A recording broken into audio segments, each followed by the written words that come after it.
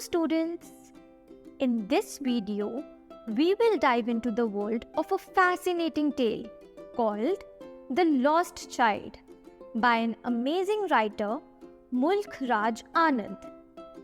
The Lost Child teaches us important lessons about love, understanding, and never giving up.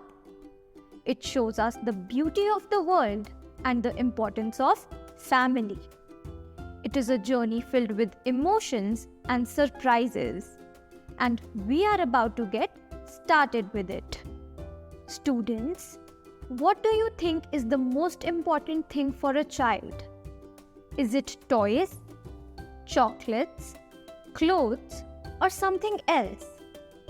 Sometimes children get irritated and dissatisfied when their parents don't buy them what they ask for. This story is about a little child who requested numerous things from his parents, but they did not get any of those things that he asked. When somebody else offered the child the same things, he refused everything.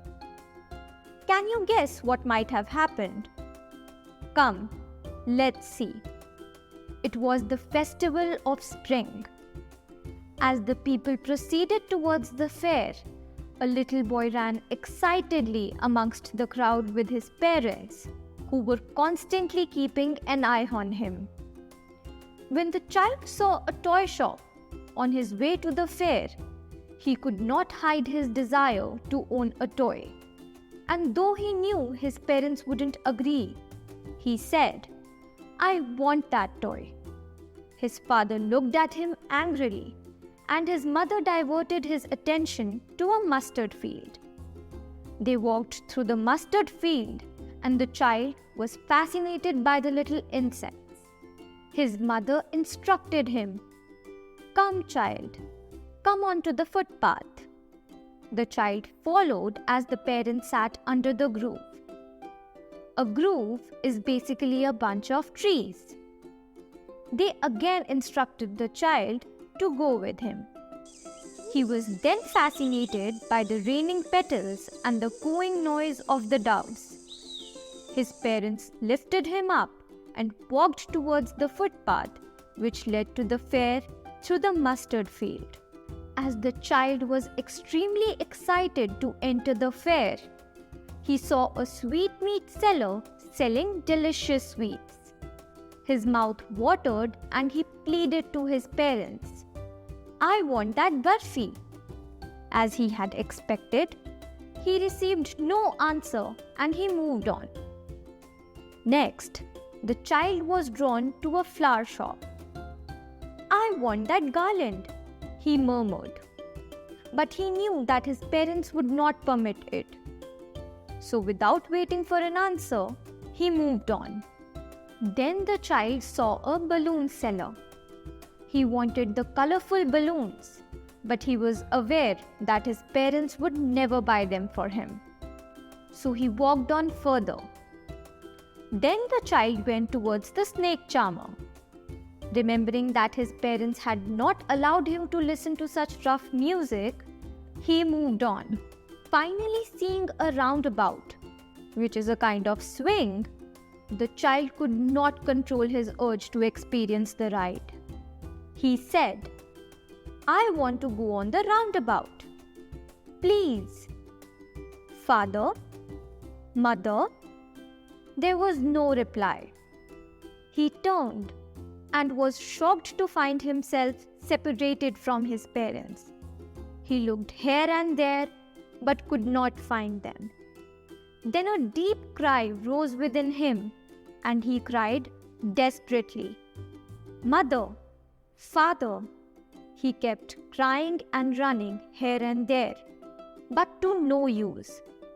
Exhausted, he stood faint, still sobbing.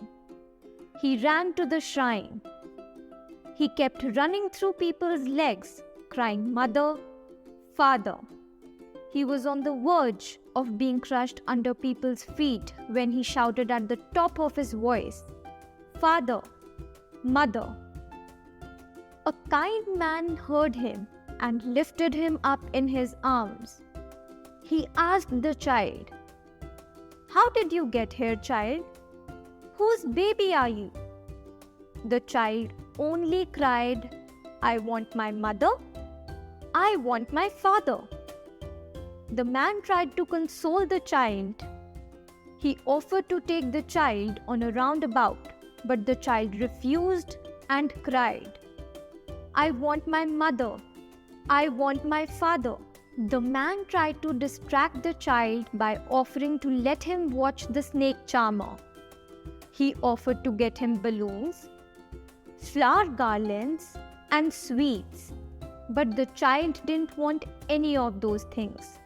He kept sobbing, "I want my mother.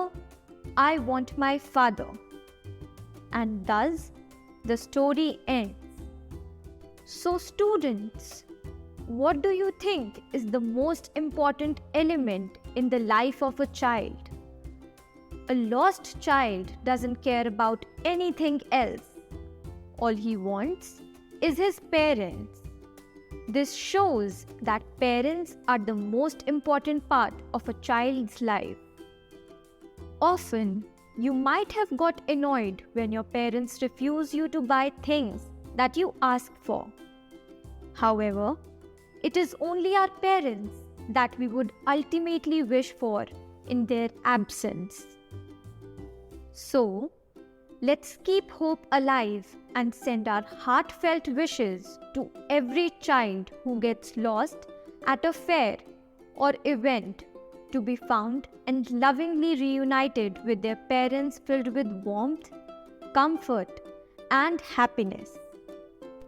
To conclude, the chapter "The Lost Child" illustrates the lesson to students that children love their parents unconditionally.